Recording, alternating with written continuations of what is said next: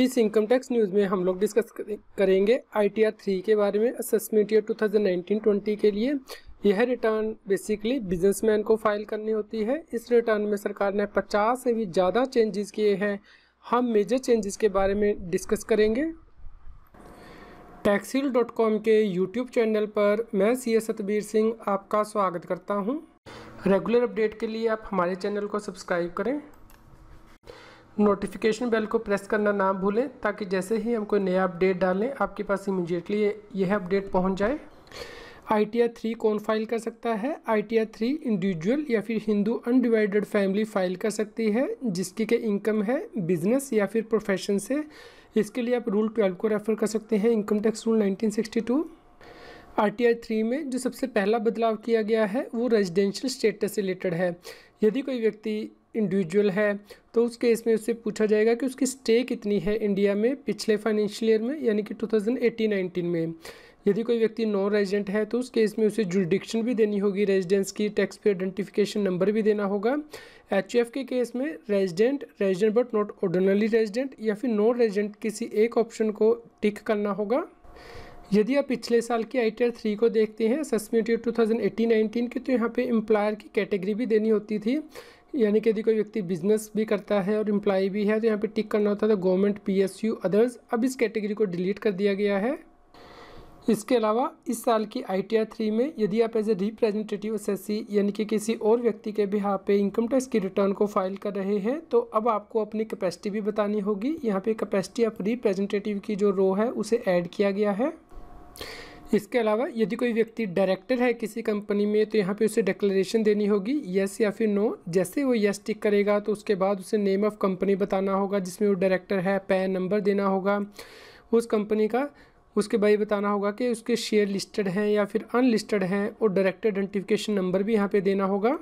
इसके अलावा ITR 3 में एक और कॉलम यहाँ पे डाला गया है। यदि कोई व्यक्ति किसी पार्टनरशिप फॉर्म में पार्टनर है तो उसे यहाँ पे डिक्लेरेशन देनी होगी। यदि वो यस टिक करेगा तो उस केस में उसे फर्म का नाम बताना होगा और पैन नंबर फर्म का यहाँ पे देना होगा। यदि किसी व्यक्ति के पास अनलिस्टेड इक्विटी शेयर्स हैं तो उस केस में यहाँ उसे डिक्लेरेशन देनी होगी यस या फिर नो। जैसे ही यहाँ पे यस करेगा तो वहाँ पे डिटेल उसे देनी होगी, name of company, PAN number of company, opening balance कितना है, number of share, cost of acquisition, share acquired during the year, number of share, date of purchase, face value, issue price per share, purchase price per share in case of purchase from existing shareholder, share transfer during the year, number of shares, sale consideration, closing balance, number of share, cost of acquisitions। आपके यहाँ पे ध्यान देना है कि यहाँ पे word held लिखा गया है, इन्वेस्टेड या सोल्ड नहीं लिखा गया। इस प्रकार यदि आपके पास ओपनिंग बैलेंस पड़ा हुआ है, भले ही आपने कोई ड्यूरिंग द ईयर परचेज या फिर सेल नहीं भी की है, तब भी आपको उसका डिस्क्लोजर यहाँ पे देना होगा। अगला चेंज ITR 3 में किया गया है, whether assessee located in an international financial service centre and derive income solely in convertible foreign exchange, yes और नो, ये डिक्लेरेशन आपको देना है। ITR 3 में नॉर्मली आप अपने टैक्स ऑडिट की रिपोर्ट को यहाँ पे देते हैं, उसकी डिटेल देते हैं कि किस CA ने ये जो ऑडिट है वो किया है, उसकी डिटेल आप यहाँ पे देते हैं। लेकिन इस बार सरकार ने यहाँ पे एक और कॉलम डाला है, if liable to furnish other audit report mention the date of furnishing the audit report. आपको यहाँ पे सेक्शन कोड चूज़ करना है और डेट यहाँ पे एंटर करनी है। इसके अलावा एक और यहाँ पे सरकार के द्वारा अमेंडमेंट की गई है, if liable to audit under any act other than income tax act mention the act, section and date of filing the audit report. इस प्रकार यदि आप किसी दूसरे एक्ट, मान लीजिए कि कंपनी एक्ट के अंतर्गत भी ऑडिट करवाते हैं तो यहाँ पे आपको सेक्शन मेंशन करना है, डेट मेंशन करनी है और डेट ऑफ ऑडिट रिपोर्ट यहाँ पे मेंशन करनी है। अगला बहुत बड़ा बदलाव जो सरकार ने किया है ITR 3 में वो प्रॉफिट एंड लॉस काउंट में है। पिछले साल तक सरकार एक consolidated profit and loss count जो है उसमें फिगर्स आपसे मांगती थी, लेकिन इस बार प्रॉफिट एंड लॉस काउंट को 3 पार्ट में डिवाइड कर दिया गया है। पहला पार्ट मैन्युफैक्चरिंग अकाउंट का है, दूसरा ट्रेडिंग अकाउंट का है और तीसरा प्रॉफिट एंड लॉस काउंट का है। इस प्रकार पार्ट ए मैन्युफैक्चरिंग अकाउंट है, यहाँ पे आपको डिटेल देनी होगी जैसा कि आप अपनी स्क्रीन पे रेफर कर रहे हैं, opening inventory, purchase, direct wages, direct expenses, carries inward, power and fuel, other direct expenses, factory overhead, indirect expense, factory rent and rates, factory insurance, factory fuel and power, factory general expenses, depreciation of factory total, closing stock, raw material, work in progress, total cost of goods procured, transfer to trading account. इसका मकसद सरकार का ये है कि आपका gross profit calculate किया जा सके आपके प्रॉफिट एंड लॉस अकाउंट से। दूसरा पार्ट है ट्रेडिंग अकाउंट। ट्रेडिंग अकाउंट में आपको रेवेन्यू फ्रॉम ऑपरेशन दिखानी है, sale, gross receipt of business दिखानी है, sale of goods, sale of services, other operating revenue, total. यहाँ पे नोट करने वाली बात है कि प्रोफेशनल को भी अपना ट्रेडिंग अकाउंट बनाना है। नॉर्मली जो ट्रेडर होते हैं, जो गुड्स में ट्रेडिंग करते हैं, वह अपना ट्रेडिंग अकाउंट बनाते हैं, लेकिन यहाँ पे सरकार ने प्रोफेशनल को भी यहाँ पे ट्रेडिंग अकाउंट में ही डाल दिया है उसकी रिसीट को। तो इस प्रकार उसे यहाँ पे ट्रेडिंग अकाउंट जो है उसमें अपनी फिगर भरनी होंगी। यहाँ पे duty, taxes, cess received, receivable, inspect of goods sold और सप्लाइड ये देना होगा, जैसा कि आप अपनी स्क्रीन पे रेफर कर पा रहे हैं। यहाँ पे closing stock of finished stock, इसके अलावा total credit of trading account यहाँ पे आ जाएगा, opening stock of finished goods आ जाएगा, परचेजेज आ जाएंगी, डायरेक्ट एक्सपेंस आ जाएगा, उसके बाद ड्यूटीज़ एंड टैक्सेस यहाँ पे आ जाएंगे, जैसा कि आप अपनी स्क्रीन पर रेफर कर पा रहे हैं। उसके बाद यहाँ पे जो कॉस्ट ऑफ गुड्स प्रोड्यूस्ड है ये मैन्युफैक्चरिंग अकाउंट से आपके यहाँ पे ट्रांसफ़र होगी। जैसा कि आपने ऊपर मैन्युफैक्चरिंग अकाउंट बनाया था उसमें आपने निकाला था कॉस्ट ऑफ गुड्स प्रोड्यूस्ड, जैसा कि आप अपनी स्क्रीन पर रेफर कर पा रहे हैं। इसे ट्रेडिंग अकाउंट में जो है वो ट्रांसफ़र किया जाएगा, जैसा कि नीचे आप लोग यहाँ पे देख रहे हैं। यहाँ पे जो है ट्रेडिंग अकाउंट में इसे ट्रांसफ़र कर दिया जाएगा। उसके बाद आपका ग्रॉस प्रॉफिट बिजनेस या फिर प्रोफेशन से कैलकुलेट किया जाएगा, जिसे कि प्रॉफिट एंड लॉस अकाउंट में ट्रांसफ़र कर दिया जाएगा। उसके बाद आपका आएगा प्रॉफिट एंड लॉस अकाउंट। यहाँ पे सबसे पहले जो ग्रॉस प्रॉफिट होगा ये ट्रेडिंग अकाउंट से ट्रांसफ़र होकर आएगा। जो आपने ट्रेडिंग अकाउंट बनाया था वहाँ पे जीपी जो होगा वो यहाँ पे ऑटोमेटिकली यहाँ पे आ जाएगा। उसके बाद जो इस P&L में जो चेंज किया गया है वो यहाँ पे किया गया है। इस आइटम में अदर इनकम में जो gain loss on account of foreign exchange fluctuation word यहाँ पे डाला गया है। इस प्रकार अब यहाँ पे लॉस की फिगर भी दिखा सकते हैं। लास्ट ईयर यहाँ पे यही लिखा गया था कि profit on account of currency exchange. इस प्रकार यहाँ पे इस बार वर्डिंग गेन या फिर लॉस कर दिया गया है। जो अगला बदलाव सरकार के द्वारा किया गया है प्रॉफिट एंड लॉस अकाउंट में वह है, यदि आप अपने इन्वेंट्री को कैपिटल एसेट में कन्वर्ट करते हैं तो उसका प्रॉफिट आपको यहाँ पे दिखाना है as per section 28 sub section 6A। यानी कि जैसे ही आप अपनी इन्वेंट्री को कैपिटल एसेट में कन्वर्ट करते हैं तो जो इन्वेंट्री की फेयर मार्केट वैल्यू होगी कन्वर्जन की डेट पे वो आपको यहाँ पे दिखानी है एज पर सेक्शन 28।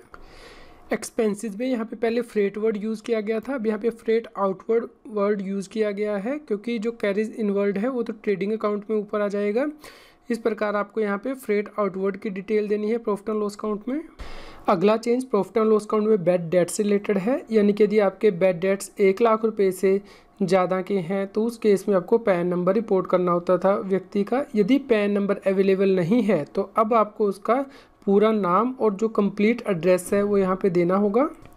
इसके अलावा सरकार ने प्रॉफिट एंड लॉस अकाउंट में सीरियल नंबर 61 इंसर्ट किया है, यानी कि यदि 44AD के अंतर प्रेजम्पटिव बिजनेस इनकम आप दिखाते हैं तो उस केस में आपको यहाँ पे डिस्क्लोजर देना होगा, name of business, business code और डिस्क्रिप्शन। इसके अलावा आपको टर्नओवर या ग्रोथ रिसीट दिखानी होगी कि आपने अकाउंट पे ही या फिर बैंक ड्राफ्ट या इलेक्ट्रॉनिक मोड से कितनी अमाउंट ली है और दूसरे मोड से कितनी ली है। यदि आपने बैंक से जो रिसीट ली है तो उस केस में 6% प्रेजेंटिव इनकम आपकी मानी जाती है, या फिर जो भी आप इनकम यदि हाई क्लेम करना चाहते हैं तो वह अमाउंट। यदि आपने किसी और मोड से ये रिसीट ली है तो उस केस में 8% आपकी प्रेजेंटिव इनकम मानी जाती है, या फिर यदि आप हायर अमाउंट क्लेम करना चाहते हैं तो वह अमाउंट। यहाँ पे आपको ध्यान रखना है कि यदि आप इन परसेंटेज से कम अपनी प्रेजेंटिव इनकम को रिपोर्ट करेंगे तो उस केस में आपको टैक्स ऑडिट कराना होगा और बुक्स ऑफ अकाउंट भी मेंटेन करनी होंगी। सरकार ने प्रॉफिट एंड लॉस अकाउंट में सीरियल नंबर 62 इंसर्ट किया है, जो कि यह कहता है कि यदि किसी प्रोफेशनल की प्रेजेंटिव इनकम 44ADA के अंतर्गत कैलकुलेट की जानी है तो उस केस में उसे यहाँ पे क्या रिपोर्ट करना है। यहाँ पे उसे ग्रॉस रिसीट देनी है और उसके बाद उसकी प्रेजेंटिव इनकम मानी जाएगी 50% ऑफ टोटल इनकम, या फिर जो हायर अमाउंट वो क्लेम करना चाहता है। 44ADA के अंतर्गत प्रोफेशनल ऑप्ट कर सकता है यदि उसकी जो टोटल रिसीट है वो 50 लाख रुपए तक है। उस केस में उसकी 50% जो प्रेजेंटिव इनकम है वो मानी जाएगी। यदि वो इससे कम में दिखाता है यहाँ पे इनकम तो उस केस में उसके लिए बुक्स ऑफ अकाउंट्स को मेंटेन करना मैंडेटरी है और टैक्स ऑडिट भी करवाना होगा। प्रॉफिट एंड लॉस अकाउंट में सरकार ने सीरियल नंबर 63 इंसर्ट किया है, जो कि गुड्स कैश के केस में प्रेजम्पटिव इनकम की कंप्यूटेशन के लिए दिया गया है अंडर सेक्शन 44 AE। यहाँ पे आपको नेम ऑफ बिजनेस देना है, बिजनेस कोड देना है और डिस्क्रिप्शन देनी है। उसके बाद यहाँ पे आपको अब जो कैरेज है यानी कि जो ट्रक का रजिस्ट्रेशन नंबर है वो भी देना है, वो ओन्ड है, लीज्ड है या फिर हायर्ड है वो देना है। उसके बाद आपको टनेज कैपेसिटी देनी है, नंबर ऑफ मंथ्स जब गुड्स कैरेज को ऑन किया गया था, लीज किया गया था, हायर्ड किया गया था, वो यहाँ पे देने हैं। उसके बाद आपको प्रेजम्पटिव इनकम यहाँ पे कैलकुलेट करनी है, जो कि 1000 पर टन पर मंथ होगी यदि टनेज 12 मेट्रिक टन से ज़्यादा है, और यदि उससे कम है तो 75 रुपये पर मंथ। या फिर यदि आप अमाउंट हाई क्लेम करना चाहते हैं यहाँ पे तो वो क्लेम कर सकते हैं। लेकिन यदि आप प्रॉफिट इससे कम यहाँ पे दिखाते हैं या फिर जो गुड्स कैरेज है वो 10 से ज़्यादा हो जाते हैं किसी भी टाइम ड्यूरिंग द ईयर, तो उस केस में आपके लिए बुक्स ऑफ अकाउंट्स मेंटेन करना जरूरी है और टैक्स ऑडिट आपको करवाना होगा। यहाँ पे एक और महत्वपूर्ण बदलाव किया गया है कि यदि आप अपने बुक्स ऑफ अकाउंट मेंटेन नहीं करते हैं तो उस केस में जब आप अपनी ग्रॉस रिसीट को रिपोर्ट करेंगे तो आपको बताना होगा कि आपने बैंक के थ्रू कितनी रिसीट ली है और दूसरे मोड से कितनी ली है। ITR 3 में सीरियल नंबर 65 पहली बार इंसर्ट किया गया है, यानी कि यदि आप स्पेकुलेटिव एक्टिविटी करते हैं तो उस केस में आपको टर्नओवर यहाँ पे रिपोर्ट करनी होगी, ग्रॉस प्रॉफिट रिपोर्ट करना होगा, एक्सपेंडिचर रिपोर्ट करना होगा और net income from speculative activity यहाँ पे आपको दिखानी होगी। यदि किसी व्यक्ति का टैक्स ऑडिट होना है सेक्शन 44 AB के अंतर्गत तो यहाँ पे उसे पार्ट A OI शेड्यूल भरना होता है अदर इन्फॉर्मेशन का। इसमें भी सरकार के द्वारा चेंजेस किए गए हैं। यहाँ पे पॉइंट नंबर जो 6 दिया गया है वहाँ पे चेंजेस किए गए हैं। यहाँ पे जो पॉइंट नंबर P के बाद पॉइंट नंबर Q सरकार ने डाला है, मार्क टू मार्क लॉसेस और other expected loss as computed in accordance with income computation disclosure standard notified under section 145 of income tax act. इसके अलावा यदि व्यक्ति का टैक्स ऑडिट होता है तो उस केस में OI जो शेड्यूल दिया गया है अदर इन्फॉर्मेशन का, वहाँ पे पॉइंट नंबर 16 सरकार ने इंसर्ट किया है, यानी कि expenditure disallowed under section 14A, यानी कि एग्जम्प्ट इनकम से रिलेटेड जो एक्सपेंडिचर होता है उसे डिसअलाउ किया जाएगा ऑडिटर के द्वारा, उसकी रिपोर्टिंग यहाँ पे की जाएगी। इसके अलावा जो शेड्यूल BP दिया गया है computation of income from business और प्रोफेशन, इसमें सरकार ने चेंज किया है। ये यहाँ पे आपका प्रॉफिट आ जाएगा बिजनेस से। उसके बाद जो नीचे पॉइंट नंबर 8A दिया गया था, यानी कि एग्जम्प्ट इनकम से रिलेटेड जो एक्सपेंसेस था वो यहाँ पे आता था। अब सरकार ने यहाँ पे 8B इंसर्ट किया है, यानी कि जो एक्सपेंस डेबिट किया है प्रॉफिट एंड लॉस अकाउंट में जो कि एग्जम्प्ट इनकम से रिलेट करता है और अंडर सेक्शन 14A डिसअलाउ किया गया है, जो कि पार्ट A से आएगा अदर इन्फॉर्मेशन के शेड्यूल से पॉइंट नंबर 16 से, तो यहाँ उसकी रिपोर्टिंग होगी। इसके अलावा कंप्यूटेशन ऑफ बिजनेस इनकम का जो शेड्यूल दिया गया है उसमें जो प्रेजम्पटिव इनकम होगी 44 AD, ADA या AE, इन्हें शेड्यूल से यहाँ पे लिया जाएगा। जैसे कि हमने पहले शेड्यूल दिया है, डिस्कस किए हैं, उन शेड्यूल से यहाँ पे जो है इनकम यहाँ पे आ जाएगी। इससे पहले यहाँ पे शेड्यूल नहीं दिए गए थे, फिगर आप यहाँ पे फीड करते थे लास्ट फाइनेंशियल ईयर तक। इसके अलावा कंप्यूटेशन बिजनेस इनकम में पॉइंट नंबर 38 को भी सरकार ने अमेंड किया है। यहाँ पे यदि आपका प्रॉफिट होता था उस बिज़नेस से जो कि स्पेकुलेटिव नहीं है, तो यहाँ पे जो आप इनकम कैलकुलेट करते थे तो अब आपको यहाँ पे उसकी बाइफिकेशन देनी होगी रूल 7 के अकॉर्डिंग, 7A 7B रूल 8 के अकॉर्डिंग, यानी कि टी, रबर, कॉफ़ी या partly agriculture partly other business से आपको इनकम होती थी, तो अब आपको उसकी यहाँ पे सेपरेटली रिपोर्टिंग दिखानी होगी। इसी प्रकार यहाँ पे सरकार ने पॉइंट नंबर 39 जो है वो इंसर्ट किया है, यानी कि balance income deemed agriculture income मानी जाएगी after applying rule 7, 7A 7B and rule number 8। इसके अलावा सरकार ने कैपिटल गेन, सैलरी के शेड्यूल में और इनकम फ्रॉम अदर सोर्सेज के शेड्यूल में भी चेंजेस किए हैं, जिन्हें कि हमने अपने पिछले वीडियो में डिस्कस किया है ITR 2 के वीडियो में, जिसे कि आप हमारे यूट्यूब चैनल पर जाके रेफ़र कर सकते हैं या फिर आप इस वीडियो की डिस्क्रिप्शन में उन वीडियोज़ को चेक कर सकते हैं। बिजनेसमैन ने यदि कोई डोनेशन दी है रिसर्च एसोसिएशन को अंडर सेक्शन 35, तो उस केस में अब सरकार ने नया शेड्यूल RA डाला है, जहाँ पे कि नेम एंड एड्रेस डोनर का आपको देना होगा, पैन नंबर देना होगा, ये भी बताना होगा कि डोनेशन आपने कैश में दिए है या फिर किसी और मोड से दिया है। सबसे इम्पोर्टेंट शेड्यूल जो सरकार के द्वारा इस बार की ITR 3 में इंसर्ट किया गया है वह है शेड्यूल GST, यानी कि GST से रिलेटेड इन्फॉर्मेशन आपको यहाँ पे डालनी है। लेकिन यहाँ पे सरकार ने सिर्फ एक ही डिटेल आपसे मांगी है, यानी कि आउटवर्ड सप्लाई की जो एनुअल वैल्यू है जो आपने GST की रिटर्न में दिखाई है और आपने फाइल की है, उसकी रिपोर्टिंग आपको यहाँ पे करनी है। लेकिन यह रिपोर्टिंग आपको हर GST वाइज सेपरेटली करनी है। कंप्यूटेशन ऑफ टोटल इनकम में जो सरकार ने चेंजेस किए हैं वो है DTAA के अकॉर्डिंग आपको यहाँ पे रेट स्पेसिफाई करने हैं शॉर्ट टर्म कैपिटल गेन के केस में भी और लॉन्ग टर्म कैपिटल गेन के केस में भी, यदि आपके लिए एप्लीकेबल है। इसके अलावा सरकार ने यहाँ पे नीचे deemed income under section 115 GST का कॉलम इंसर्ट किया है, जिसकी के रिपोर्टिंग शेड्यूल AMT से उठाई जाएगी। इसके अलावा सरकार ने TDS के शेड्यूल में भी चेंजेस किए हैं, जिन्हें कि हमने ITR 2 की वीडियो में डिस्कस किया है, जिससे कि आप रेफ़र कर सकते हैं। इसके अलावा इस PDF को डाउनलोड करने के लिए, यानी कि ITR 3 के PDF को डाउनलोड करने के लिए असेसमेंट ईयर 2019-20 के लिए लिंक इस वीडियो की डिस्क्रिप्शन में दिया गया है। आप इस वीडियो को अधिक से अधिक लोगों तक शेयर कीजिए ताकि उन्हें भी इनकम टैक्स के चेंजेस के बारे में पता लग सके, और जब आप इनकम टैक्स की रिटर्न बनाएं बिजनेसमैन के लिए तो ये जो रिपोर्टिंग हमने यहाँ पे डिस्कस की है वो इसे अवेलेबल करा पाएँ। यदि आप टैक्स के बारे में और अधिक जानकारी चाहते हैं तो हमारे YouTube चैनल की प्लेलिस्ट को रेफ़र कर सकते हैं। यहाँ पे टॉपिक वाइज वीडियो दिए गए हैं जिन्हें कि आप रेफ़र कर सकते हैं। आज की इनकम टैक्स की न्यूज़ आपको कैसी लगी हमें कमेंट करके ज़रूर बताएं।